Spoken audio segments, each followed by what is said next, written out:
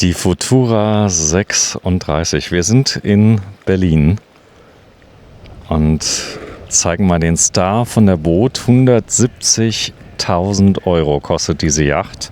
Und viele haben wirklich gedacht bei unserem Film, na, die kostet bestimmt 1 Million. Aber nein, sie ist viel günstiger. Und hier steht sie, wird jetzt gleich angelandet. Da ist schon der Andreas, der zeigt uns mal ein bisschen. Brother Louis heißt sie, aus Hamburg. Es ist eine Cobra-Yacht Futura 36 und man kann drauf leben, man kann drauf wohnen, man bekommt sogar auf Wunsch hier 10 Autominuten von Berlin einen Liegeplatz mit. Und das Ganze werden wir euch gleich mal zeigen. 19. September in Berlin.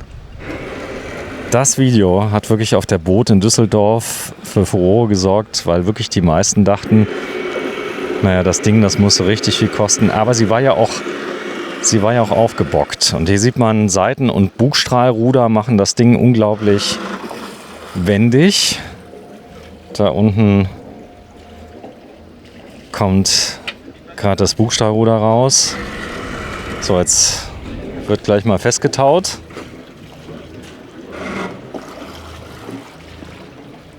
€170.000. Also was interessant ist, dass dieses Modell hier sogar ein bisschen spartanischer ausgestattet ist, weil viele sagen dann, naja, 170.000 und wenn sie dann fertig ist, dann kostet sie irgendwie 300.000. Nein. Hier wurde mal ein bisschen der Rotstift angesetzt, weil es gibt ja auch viele, die sagen, ich brauche gar keine volle Ausstattung, sondern ich komme klar mit dem, was in der Serie geboten wird. Andreas. Hallo.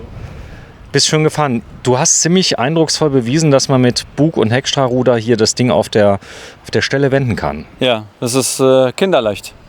Dadurch, dass wir vorne und hinten ein Bug- und Heckstrahlruder haben, kann man das Boot mit einer Fernbedienung oder auch vom Steuerstand halt kinderlos in eine Parklücke hineinsteuern. Kinderleicht meintest du? Ja, kinderleicht, ja. Kinderlos hast du. Kinderlos habe ich gesagt? Ja, gut, okay. So, kinderleicht. Und da vorne fährt die Polizei vorbei. Die ist hier ein bisschen am Patrouillieren. Für dieses Schiff brauchst du auf diesem Bereich einen Führerschein, richtig? Hier braucht man definitiv einen Führerschein zu. So, sag mal, du hast eine Fernbedienung. Was kann die? Mit der Fernbedienung kann man das Boot halt seitlich, zum Beispiel vom Steg zum Steg wegbewegen. Also wie bei einer Alle seitlich. Die Diesellokomotive, Ja, genau. wenn der am Führerschein steht. Genau. Und hier vorne sind ein paar Sachen extra. Ich habe es anmoderiert, 170.000 Euro geht's los. Aber ich habe anmoderiert, das hier ist ein relativ spartanisch ausgestattetes Modell, Budget fast. Ihr wolltet auch mal ein bisschen zeigen, es muss nicht immer die Variante sein für 400.000 Euro am Schluss, oder? Nö, man hat hier ein paar Extras reingebaut, was jetzt halt wichtig war. Aber hier fehlt der zweite Steuerstand oben auf der Fly. Aber somit haben wir alle wichtigen Details integriert, die halt das Boot halt zu einem bezahlbaren Boot machen. Das Geile war natürlich auf der Boot, da war es aufgebockt. Es wirkte noch viel größer, weil ein großer Teil vom Boot ist ja jetzt praktisch unter Wasser und du kannst es nicht sehen. Was hat denn das Boot für einen Tiefgang? Wir haben hier bei diesem Boot nur 0,7 Meter Tiefgang. 70 Zentimeter? Ja, 70 Zentimeter. Das ist ja krass. Ja, es ist halt sehr sparsam zusammenkonfiguriert. Sehr schön, das können wir gleich mal sehen. Also, wie es hier steht, kann man das kaufen, das Boot hier jetzt? Kann man auch direkt mitnehmen, kostet 250.000 inklusive Mehrwertsteuer. Inklusive Steuer, Ja. Also 249.900. Genau, richtig. So können wir sagen, oder? Sehr gut, gut, also sparsam, aber trotzdem sehr gut ausgestattet. Das Wichtigste, was man braucht. Der ist zum Beispiel extra, ist hier vorne der Anker natürlich, der ganz praktisch ist, wenn ich mich irgendwo einfach mal festmachen möchte oder der Motor mal irgendwie nicht gehen sollte. Das ist natürlich auch ein Sicherheitskriterium, dass das Boot nicht wegtreiben kann. Aber was ist zum Beispiel noch verbaut an Extras? Ein Spannungswandler. Dann haben wir halt so Details wie eine bessere, sagen wir mal, Innenausstattung mit einer größeren Küche, Diamantenmuster, Polster, besserer Fahrersitz, 2 Fernseher. So, wir gehen mal kurz nach hinten. Da vorne ist der Martin. Martin. Grüß dich, Martin. Hallo. Du bist hier im Vertrieb bei Cobra Yachts. Es gibt ja schlimmere Jobs. Auf jeden Fall ist es ein Traumjob. Man ist immer in der frischen Luft und hat mit schönen Booten zu tun. So ist es. Brother Louis, was hier da ist. Weißt du, was wir gleich mal machen werden? Wir machen einen Rundgang und wir fahren mal ein bisschen. Ist das möglich? Ja. Ist noch was drin? Ein bisschen Sprit drin? Ja, ist genügend drin. Das Geile ist ja diese Fernbedienung. Da komme ich ja nicht drüber weg, dass du das wirklich jetzt hier ranziehen kannst. Selbst wenn sie jetzt nicht gehen würde, du hast es ja vertaut, da kann nichts passieren. Aber das ist schon eine klasse Sache, ja. Ja, wir gehen mal hoch. Extras hier zum Beispiel, da ist die Reling mit dabei oder ist die Die Serie? Reling ist mit integriert, aber es ist die serienmäßige Plattform. Man Plattform. kann hier das Heck um 85 cm verlängern. So, da ist jetzt auch kein Teakholz drauf. Wäre mir jetzt gar nicht aufgefallen, wenn man es nicht wüsste. Also wir haben ja drüben auch Fahrzeuge, Boote gezeigt, die hatten Teakholz mit drin. Das hier ist so, ich sag mal, hinten ist jetzt Serienstand oder ist es hier schon extra hier mit dem Tarp? Das Bimini ist extra. Okay. Das Bimini. Bimini, ja, das ist aufpreisgebunden. So, hier vorne ist eine Leiter dran. Salzwasser kein Problem für das Boot? Salzwasser ist kein Problem, nein. So, könnte also auch in Kroatien liegen, am Meer, würde gehen. Es stehen sehr viele Boote in der Vermietung in Kroatien. Auch sehr viele Eigner haben sich so ein Boot angelegt und das in Kroatien hingestellt. So, jetzt kann man hier lang gehen. An der Seite kannst du schön laufen. Da vorne ist ein Sonnendeck. Und auch hier, da ist die Matratze jetzt nicht ausgepackt, aber die gibt es bei euch natürlich passgenau, oder? Optional kann man die mit hinzubestellen, ja. So, hier könnte ich mich dann hinlegen. Hier könnte ich aber auch einfach jetzt einen Stuhl hinstellen. Könnte es mir gut gehen lassen. Man kann einen Liegeplatz von euch hier in der Nähe von Berlin kriegen. Man bekommt bei dem Kauf eines Bootes bei uns auch einen Liegeplatz. Warum? Habt ihr dafür gesorgt? Warum? Weil es keine Liegeplätze gibt. Das ist ja meistens das Thema. Bevor man sich ein Boot anschafft, klärt man das Problem mit dem Liegeplatz. Und da wir nun mal sehr zentral gelegen sind, haben wir die Möglichkeit gefunden, hier mit der Marina dort Liegeplätze für die Eigner einer Cobra Yacht zu schaffen. Das ist, glaube ich, ziemlich interessant. Das heißt, ich kriege einen Liegeplatz. Hier vorne sind wir dann direkt am Wannsee. Also wenn man hier noch ein bisschen rausfährt, in ungefähr 5, 6, 7 Minuten sind wir am Wannsee, oder? Genau, sind wir zentral gelegen im Wannsee. So, hier vorne neben uns ist eine Stahljacht von Linsen. Das sieht man hier, aber von, ich sag mal, den Fahreigenschaften ist die leicht zu fahren. Das Bug- und Heckstrahlruder. Serienmäßig ist das Bugstrahlruder dabei, oder? Bei der Futura ist das Bug- und Heckstrahlruder nicht serienmäßig Nicht serienmäßig mit dabei. Man kann die aber auch fahren ohne. Das funktioniert oder würdest du es empfehlen? Würde ich so gar nicht verkaufen. Okay, das heißt, du würdest sagen, okay, wenn sie nur da liegt jetzt und nicht bewegt wird, dann schon. Sie wurde so verkauft. Ja. Die Eigner haben sich dann andere Bug- und Heckstrahlruder selbst verbaut. Nachgerüstet. So, ja. und das heißt, ab Werkpreis von so einem Bug- oder Liegt bei Heckstrahlruder? rund 5.000 Euro. Das würde man auf jeden Fall einbauen, oder? Ja, Das würde ich pro empfehlen. Stück, oder wie? Pro Stück, ja. Pro Stück. Da ist die Batterie und der Einbau mit dabei. Das ist alles integrierte mit dabei. So, hier vorne sieht man, da ist jetzt so eine Luke mit dabei. Da vorne ist noch ein bisschen Stauraum. Und unter der Luke, da kann man schlafen, nehme ich an. Das ist die Eignerkoje. Gott, gucken wir uns gleich mal an. Dann hast du einen schönen Ausblick. Hier oben, auch da hast du das Flydeck. Das bedeutet, auch hier ist darauf geachtet worden, dass man das schnell natürlich demontieren kann, dass die Durchfahrtshöhe gewährleistet wird, je nachdem, wo ich durchfahre, oder? Man könnte das auch komplett ohne Reling bestellen, ja. Aber dann haben wir keine Aufstiegsmöglichkeit. Wir liefern dann halt dementsprechend ohne Aufstieg das Boot aus. Sehr schön. Komm, wir gehen mal runter. Hier ist der Landstrom, der hängt schon dran. Vorsichtig mal rüber. Das ist Ünzi Reling. DVB-T-Antenne ist mit dabei. Nicht Serie. Nicht Serie. Nein. So, aber hier vorne im Prinzip, dass ich mich hier festhalten kann, das ist Der Serie. Haltegriff ist inkludiert. Danke, ich frage mal so. So, dann Stand, aber wer sich ein bisschen auskennt, denn meistens haben wir irgendwelche Yachten gezeigt. Das weißt du selber, du bist mein Zeuge und dann bist du schnell auf der Boot mal einige 100.000, wenn nicht fast 1 Million los. Und wir warten mit dem Schiff so mehr oder weniger der Star. Du weißt noch das Blaue, was wir hatten. Die Farbe Blau, Aufpreis, was kostet das? Das sind 10.000 Euro. 10.000 Euro. Das heißt, der ganze Gelcode wird blau eingefärbt dann. Wird in jeglicher RAL-Code dann halt eingefärbt auf Kundenwunsch. Das hier ist anders wie beim normalen Boot eher so eine Art Hausboot vom Innenraum her. Die normalen Boote sind ja eher von der Aufstellung ein bisschen anders. Bei euch steht das Wohnen ganz klar im Vordergrund. Wir machen einen Mix aus Hausboot und halt einer Yacht aufgrund dessen, weil meistens wir die Situation haben, Frau will halt ein bisschen fahren oder Mann will halt ein bisschen fahren und der Mann möchte halt nur eine Möglichkeit haben, irgendwo halt die Zeit zu verbringen. Und hier haben wir gesagt, wir machen einen Mix aus Hausboot / Yacht. So, grau, dann oben ein schönes Beige, Hochglanz. Das erweitert den Raum nochmal, das heißt, es spiegelt dann nochmal. Es wird größer, ne? Es ist anders wie weiß, das halt dementsprechend bei der Sonneneinstrahlung von draußen dann sehr eher hell ist, blendet. ja. Ne? Blendet. Dann da vorne, da kannst du sitzen und da gibt es auf Wunsch das Ganze verstellbar. Das heißt, da könnte man auch ein Bett draus machen. Dieses hier ist auch nicht höhenverstellbar bestellt worden, aber lässt sich so bestellen. Und dann haben wir hier nochmal die 7. und 8. Liegefläche. Also. Die Rundumsicht, ist sie gut? Die ist sehr gut, weil wir eigentlich eine Sitzhöhe haben, wovon wir von überall rausschauen können. Ne? Also nicht nur der Fahrer hat die Möglichkeit, nach vorne zu schauen, sondern wenn man jetzt hier an der Lounge sitzt, hat man auch den Rundumblick und ist live dabei, wenn wir halt fahren. So, das machen wir gleich mal. Wir fahren auf den Wannsee und das Ganze wird jetzt befeuert von welchem Motor? Was ist hier drin? Wir haben hier die kleinste Maschine, das ist der Yanmar mit 80 PS Diesel. Die ging aber gut eben. Also der ist nicht langsam, oder? Das Problem ist, dass das hier kompletter Verdränger ist. Und egal, ob ich jetzt hier 170, 200 oder 250 PS verbaue, man gewinnt vielleicht 2, 3, 4 Stundenkilometer, aber auch nicht mehr, weil wir bleiben dauerhaft in der Verdrängerfahrt.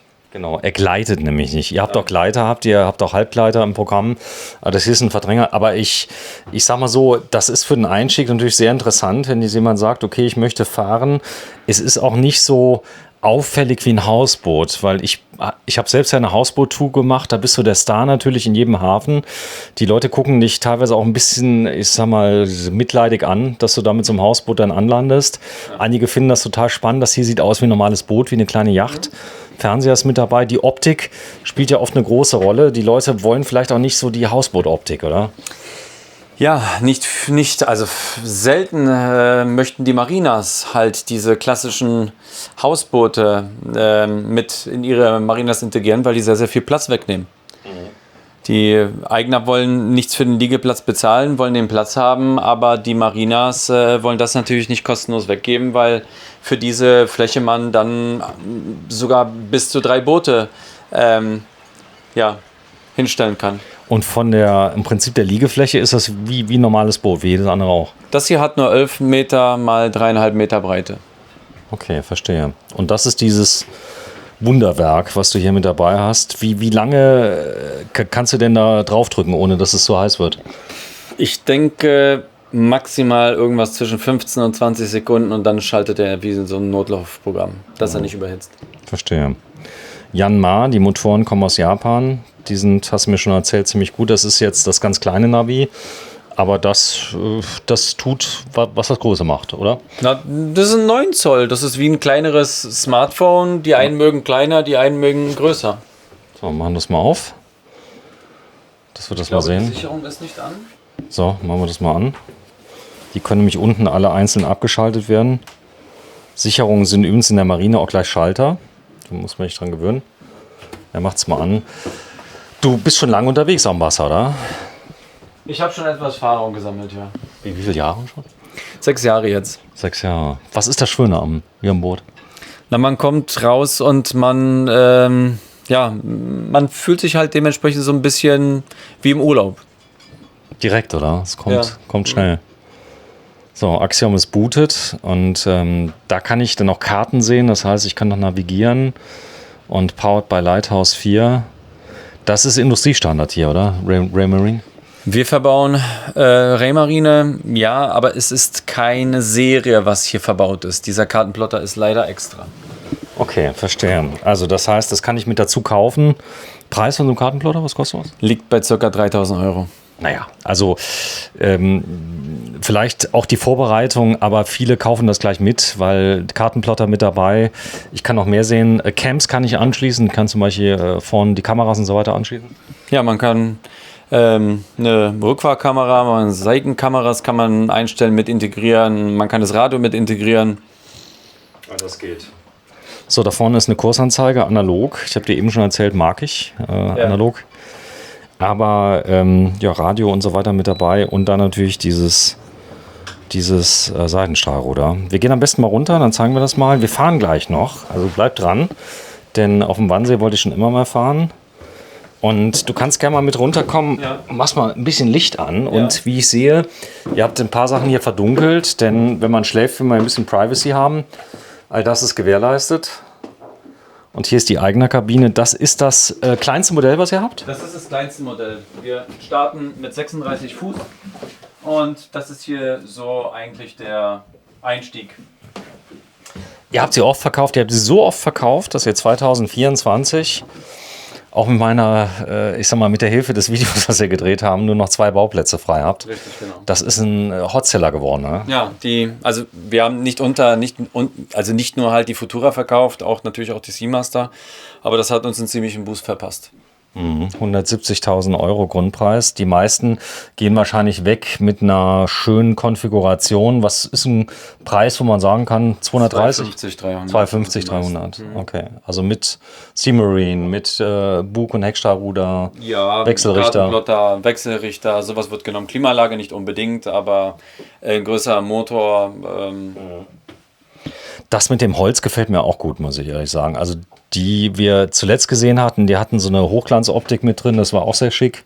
Aber hier mit dem Holz, das ist doch das helle Holz, ist sehr, sehr trendy im Moment, was reinkommt. Du bist natürlich mit den weißen Oberflächen noch zeitloser. Da ist so ein kleines bisschen, aber die Liegefläche hier, die ist schon groß. Das heißt, man geht mit den Beinen zusammen, liegt mit dem Kopf vorne oder wo? Nein, man liegt genau entgegengesetzt, das heißt mit dem Kopf hier hinten und die Beine sind da vorne.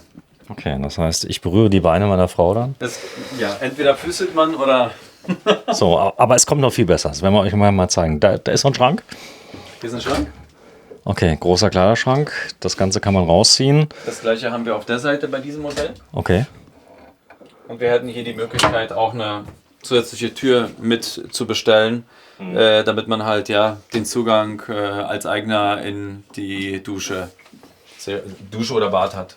So, und die ist jetzt hier getrennt. Hier können wir gleich mal zeigen. Da ist jetzt das Badezimmer mit Dusche. Das Ganze ist aber so professionell ausgeführt. Die riecht übrigens noch flammneu. Was ist das für ein Baujahr? Die ist 3 Wochen alt. 3 Wochen alt. Sie riecht noch ein bisschen nach praktisch Möbelhausfrische. Ja. Oben mit dabei. Die sind auch entsprechend begehbar, die Luken? Die Luken kann man öffnen. Ja. So, Fliegengitter mit dabei. Genau. Die bauen noch nicht so hoch aus wie die Campingluken. Und eins ist sicher, sie sind dicht. So, ich gucke mal gerade hier rein. Da ist das Badezimmer / Dusche, denn die Dusche ist nämlich so geschaffen, dass man hier keinen Vorhang oder sowas zuziehen muss. Das ist hier alles integriert. Das darf auch nass werden. Dafür wurde es auch gebaut. Das heißt, alle Hölzer und so weiter sind dicht. Und hier ist der Ablauf. Und der ist so breit, dass alles auch ablaufen kann. Okay. Dann hast du hier ein großes Schlafzimmer. Ich gucke mal gerade, sogar 2 Stück. Auch da, wenn du mal so lieb bist, geh mal rein. Du bist 1,80 Meter groß. Da ist ein Kleiderschrank direkt am Eingang. Genau. Wir haben die Möglichkeit, auch hier wieder was zu verstauen. Seitenfenster, das ist alles Serie. Auch das Furnier, auch das Bett ist Serie. Und hier hat man auch die Möglichkeit, halt entweder mit den Füßen nach hinten oder nach vorne zu schlafen. Also bis zu 6 Leute, würde ich mal sagen, können hier drauf. Ja, wenn man den absenkbaren Tisch bestellt, hat man 7 und 8. 7 und 8 Leute. Aber ganz bequem könnten hier zum Beispiel 4 Leute. Ja. Da hat jeder praktisch sein eigenes Bett. Zwei Kids. Hier vorne hast du auch nochmal ein Doppelbett. Ich muss sagen, dass die Betten hier hinten, die sind fast noch größer wie vorne. Also wenn du das mal ist auch der Fall. Das heißt, man könnte auch jedes Doppelbett machen, könnte hinten im Bug könnte man so eine Art Lounge machen, wo man sich hinkuschelt, im Prinzip einen großen Fernseher hinmacht, oder? Es wird meistens halt auf der Steuerbordseite wie so ein Hauswirtschaftsraum ausgebaut oder halt ein kleines Büro. Und die Eignerkoje werden dann halt für eigene Zwecke benutzt. Okay, also hier ist auch nochmal ein Schrank, Garderobe jeweils am Eingang. Also viel Platz hier drin für bis zu 6 Personen hier unten. Das habe ich schon mal gesehen. Großer Spiegel. Da ist nochmal die Toilette und da ist auch eine Festtanktoilette drunter.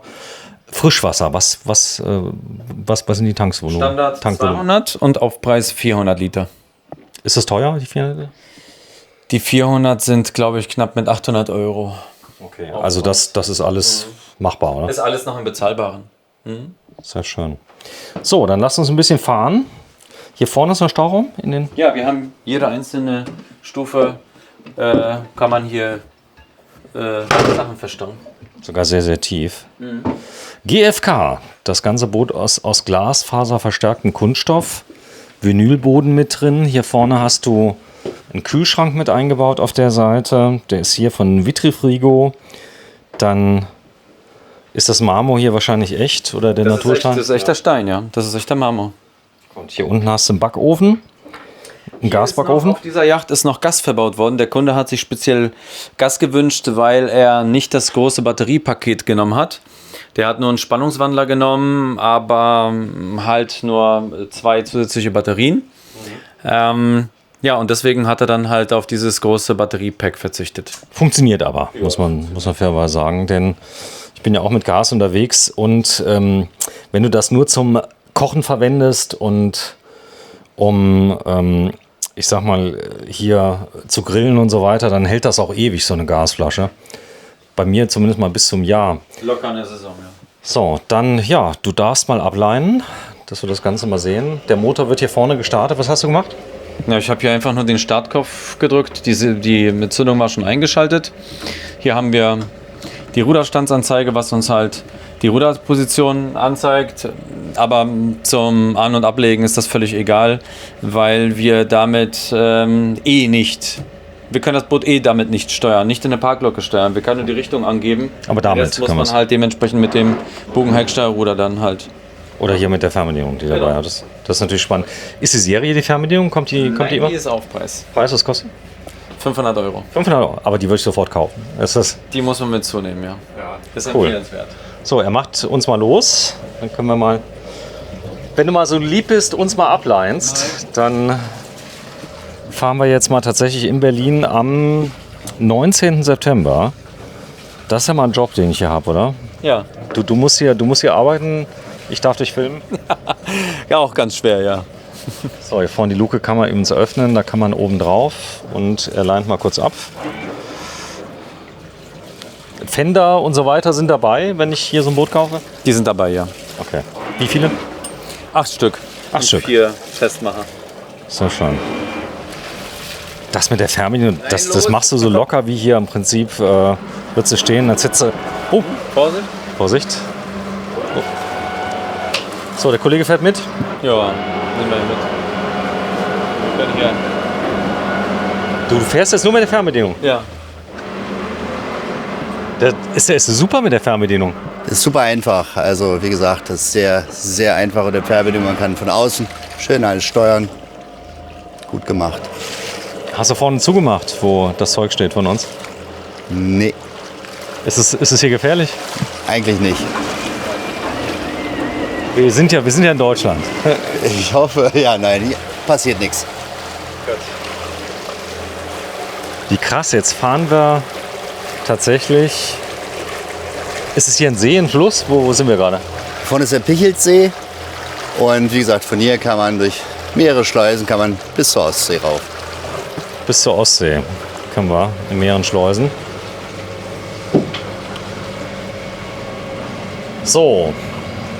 Und du brauchst hierzu den Binnenführerschein, oder? Binnenführerschein ist auf jeden Fall notwendig, aufgrund dessen auch der Bootsgröße. So, wir fahren. So, hier ist die Steuerstandsanzeige. Jetzt sieht man die Geschwindigkeit, 6,5 Kilometer. 3,7 Meter heißt Tiefgang. Ja, das ist der Tiefgang vom Boot. Krass.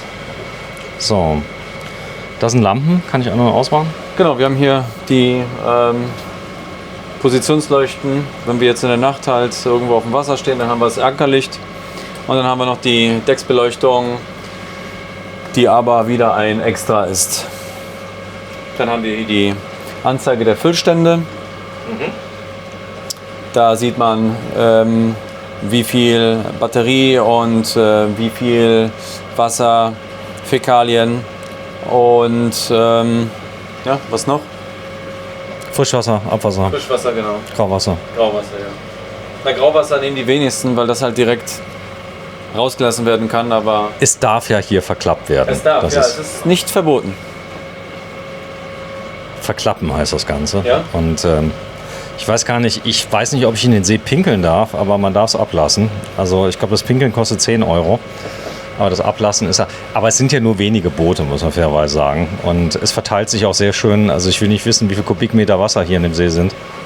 Ja, wir haben mitunter die meisten Flüsse und Seen Europas. Ne? Niedrigwasser war das ein Thema eigentlich jetzt im letzten Jahr, wo die gesagt haben. Letztes Jahr war das extrem. Habt ihr es gemerkt? Ja, haben wir gemerkt. Da mussten wir richtig auf die Boote draufspringen. Krass, echt? Man hat einen extremen Höhenunterschied gehabt.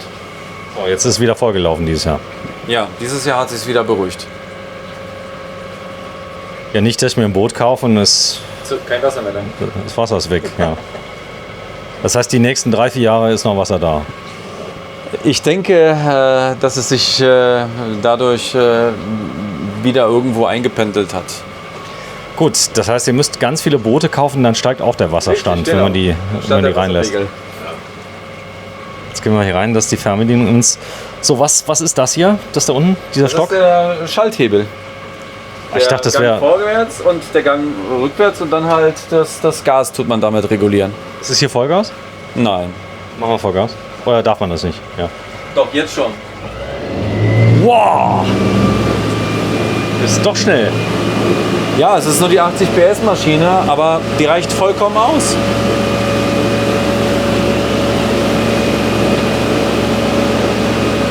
So, die ist jetzt relativ laut. Wenn man die Türen zumachen würde, wäre leiser, oder? Es ist etwas laut aufgrund des kleinen Motors. Wenn wir jetzt hier eine 170 PS Maschine reinbauen würden, die hört sich von Grund auf leiser an. Ach so, weil der wahrscheinlich nicht so viel Drehzahl aufbaut, oder? Richtig, die braucht weniger Drehzahl, ja. So, dann mach mal weniger. Aber ich muss ehrlich sagen, du hast mich überzeugt. Ich würde sowieso nicht so schnell fahren. Also ich würde wahrscheinlich so fahren wie jetzt, oder? Ja, das ist eine das schöne ist Reisegeschwindigkeit. 10, 12 Stundenkilometer sind so die Reisegeschwindigkeit. 5, 6 Knoten. Boah, ist das angenehm. Schön, ne? Ja, Entspannt. echt schön. So, da vorne hat man die Möglichkeit, den Fahrtwind reinzubringen, oder? Hier? Ja, wir haben hier nochmal eine Luke, mit der wir von vorne bis nach hinten komplett durchlüften können. Das ist eigentlich so die kostenlose Klimaanlage. Das ist geil, das gefällt mir. Da kommt jetzt auch richtig viel rum. Ihr könnt auch sehen, also nichts gegen die Scheibe, aber das ist ja nochmal ein Riesenplus. Da vorne ist der Funkturm, da ist ein Funkturm, aber den Funkturm sieht man hier nicht, oder? Den Berliner? Nein, den wird man von hier nicht sehen, nein. Das ist etwas zu weit weg. So, jetzt ist ein bisschen Wind. Sag mal hier, ich könnte damit auf dem Rhein fahren bei großer Strömung oder würdest du da eher einen anderen Motor nehmen? Oder? Also man könnte damit auf den Rhein fahren mit diesem Modell vom Boot, aber man sollte auf jeden Fall einen größeren Motor dafür mitbestellen. Also falls die Strömung doch mal stärker wird, oder? Ja. Damit man dann wenigstens die 14 oder 16 Stundenkilometer man dann fährt. Also wenn man es dann wirklich halt muss, sollte man die Reserve dann auf jeden Fall haben. Ansonsten hat man dann ein Problem. Aufpreis von dem großen? Rund 30.000. Okay, also das ist dann die Option. Da hinten, das da hinten sind diese die Dinger da, die Leute immer besuchen. Diese ehemaligen. Ehrlich gesagt weiß ich das nicht. Ist nicht schlimm. Wir gucken mal gerade. Hi. Da hinten sind nämlich solche Richtfunkantennen. Aber scheinen die wohl nicht zu sein. Ja, hätte ich ja nicht gedacht, dass ich nach Berlin komme und dann hier... Die sind noch nicht am Wannsee, oder? Nee, das dauert ein paar Minütchen. Ist ein Stück weit von hier entfernt. Spritverbrauch, was hat er? Unter 10 Liter. Jetzt Unter bei 10 der Liter? Drehzahl circa 5, 6 Liter. Pro Stunde. Ja. Und Tankvolumen? Diesel? Tankvolumen hat der Kunde hier einen 200 Liter Kraftstofftank ausgewählt. Serie wäre 80. Aber so die 200 sollte man auf jeden Fall mit auswählen. Wir haben viele Tankstellen, nur haben die natürlich nicht ganzjährig geöffnet. Das ist natürlich, die Reichweite ist größer. Wenn ich mit Diesel noch heize, macht das auch Sinn, oder? Ja, Dann nimmt das aus dem nimmt Tank. natürlich dann dementsprechend auch ab. Man hat die Möglichkeit, mit der Klimaanlage zu heizen. Das geht ganz gut, oder? Das funktioniert, aber dafür bräuchte man dann halt auf dem Wasser einen Stromaggregat. Oder einen Stromanschluss an der Marina. Sicher, ja. So, jetzt sind wir da vorne. Ja, er macht auch eine gute Figur da vorne. Ja, sieht gut aus. Heißt, du hättest die Möglichkeit, jetzt den Motor zu stoppen mal? Mach mal aus. Martin, hast du mal? So, dass mal schön leise ist. Boah, ist das entspannt. Ja, der Flug, der geht ja erst um 19 Uhr, glaube ich, oder um 20 Uhr zurück. Ich habe den extra späten Flug gewählt.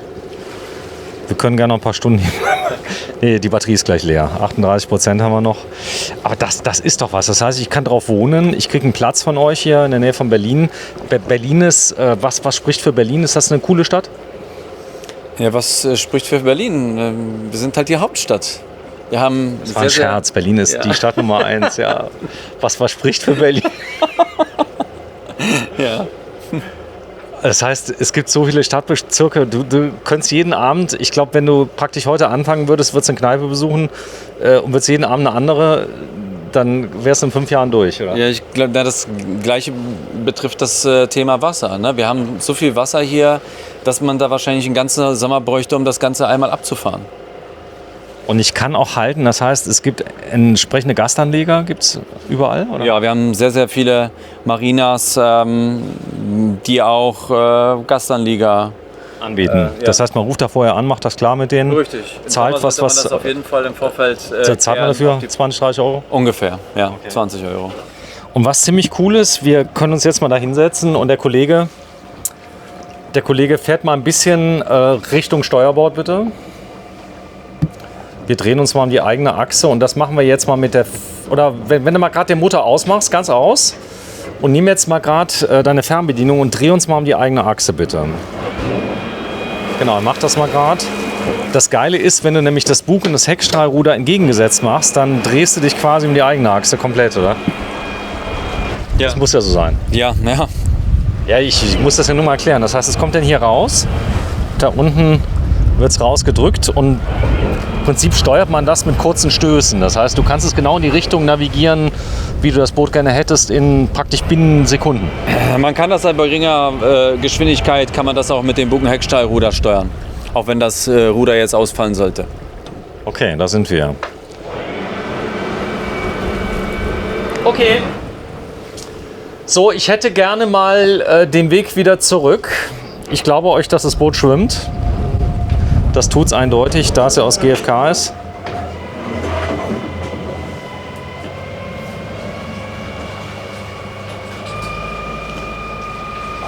So, hier wird mal zugemacht. Die Futura 36, also ein richtig schönes Volumenmodell von euch. Jetzt ruhig. So, das heißt, du hast hinten mal die Tür zugemacht. Es ist ruhiger, ja. Und wenn man jetzt noch den größeren Motor auswählen würde, dann würde man hier noch viel weniger hören. Gut, ist immer noch ein Boot und vielen genügt halt der Motor hier auf dem See, genügt das allemal, oder? Es reicht aus, um jetzt halt auf den Binnengewässern unterwegs zu sein, vollkommen. Okay. So, Herr Bootsführer. Er lacht wenigstens mal. Der Kollege, der ist jetzt bei Video Nummer 3 ein bisschen angespannt, finde ich. Aber es ist ja auch ziemlich anstrengend, so Videos zu drehen, oder? Ja, es ist ziemlich anstrengend. Also heute hatten wir keine Bootsmesse, aber auch das ist irgendwann dann halt, wenn man die ganze Zeit halt deine Fragen beantworten muss, anstrengend. Immer lächeln, ist ganz wichtig, ja. Und wenn ich blöde Fragen stelle, am besten vors Schienbein treten, so wenn er irgendwie kommt. Sag mal, das Fahren innerhalb von Deutschland ist umsonst, oder? Oder zahlt man eine Gebühr für die Benutzung von Flüssen? Nein, nö. Von Schleusen? Nein, auch nicht. Auch nicht. Warum nicht? Warum sollte man? Ja, ist doch jemand, der macht die Schleuse auf und zu für mich? Nein, da gibt es keine Steuer drauf. Noch nicht. Noch nicht. Weil ich habe jetzt erfahren, an der Saar ist es jetzt sogar für die großen Binnenschiffe kostenfrei. Also das ist so, dass Luxemburg, Deutschland, Frankreich haben sich darauf geeinigt, dass es kostenfrei wird. Aber man zahlt auch nichts für das Fahren. Also eigentlich eine ziemlich interessante Lösung. Du gibst zwar jetzt hier eine 250.000 aus, aber du hast ein Haus auf dem Wasser, könntest hier sogar einziehen. Also wenn sich jemand hier ein bisschen zusammenreißen würde, der könnte hier auch wohnen, oder? 2 Personen ganz bequem.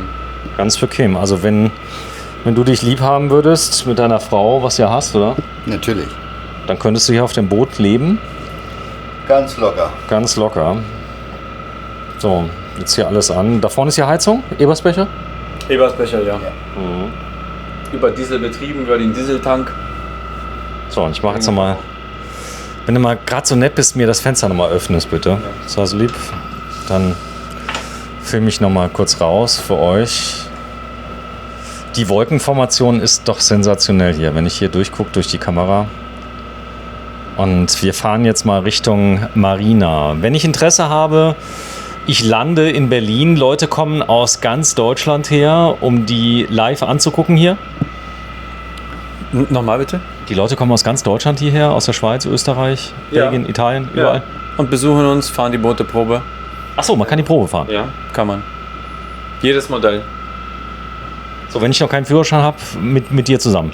Dann muss dann einer von uns, entweder mit dem Martin oder mir, das durchführen. Oder wenn man jetzt halt eine gewisse Erfahrung mit sich bringt, dann geben wir die Boote auch so raus zur Probefahrt. Gut, kein Problem. Also das geht.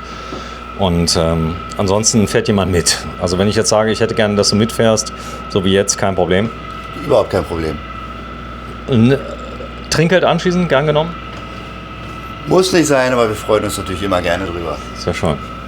So, vorne geht's raus. Ja, also NV Atlas Binnen, hier vorne ist es drauf, Berlin und Märkische Gewässer.